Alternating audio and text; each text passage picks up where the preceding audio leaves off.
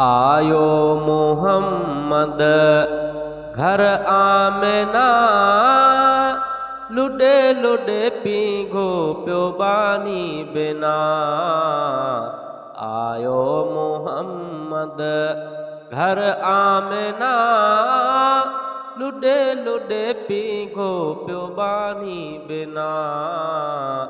आयो मोहम्मद बारी रबिल अवल सुमार जी रात हुई, मोहम्मद जेड़ी ज़ात जी जल खई। बारी रबिल अवल सुमार जी रात हुई, मोहम्मद जेड़ी ज़ात जी जल खई। नबी नूरी जिसम मिठो अरबी इसम खई, चुम चुम चुम रब थियो राज़ी भेज भेना। लुडे लुडे पीघो प्यो बानी बिना। आयो मोहम्मद घर आमिना, लुडे लुडे पीघो प्यो बानी बिना। आयो मोहम्मद हो उन्हीं रात में कुदरत जो को राज हो, मोहम्मद जो हर शय में आवाज हो। उन्हीं रात में कुदरत जो को राज हो, मोहम्मद जो हर शय में आवाज हो। पखीला त्यों लवन सिर सजदे रखन, हिक बे ही चवन अदा अज फेराक थी व्या फना। लुडे लुडे पीघो प्यो बानी बिना।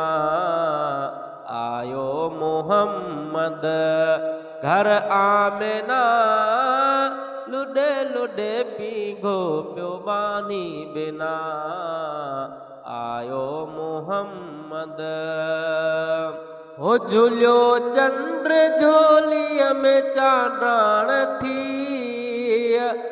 खुदाईअ में खुशबू जी सुरहाण थी।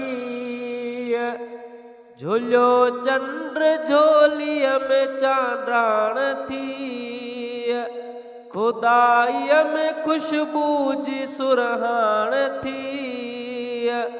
लबे लाली लगल अखें कुदरती कजल, गुजी रमज़ रखियल इहे सिंगार सभई दातर ॾिना। लुडे लुडे पीघो प्यो बानी बिना। आयो मोहम्मद घर आमिना, लुडे लुडे पीघो प्यो बानी बिना। आयो मोहम्मद हो कई मीर मंजिल मके पाक में, आयो पहर जी पाक पोशाक में। कई मीर मंजिल मके पाक में, आयो पहर जी पाक पोशाक में। दाई दिल पर ॾिसी वही रुतबे रसी, प्यारो रब जो ॾिसी पढ़ी पढ़ी सलवा तूं गाए सना। लुडे लुडे पीघो प्यो बानी बिना। आयो मोहम्मद घर आमिना, लुडे लुडे पीघो प्यो बानी बिना। आयो मोहम्मद हो महेसर मोहम्मद खुदा मोकिलियो, भला भाग थिया दिल घुरियो ई मिलियो। महेसर मोहम्मद खुदा मोकिलियो, भला भाग थिया दिल घुरियो ई मिलियो। ए गुलाम नबी केड़ी गणती कबी थियो राज़े रबी लंघे पार हलंदासी को जाके ना लुडे लुडे पीगो पियो बानी बिना आयो मुहम्मद घर आमिना लुडे लुडे पीगो पियो बानी बिना आयो मुहम्मद।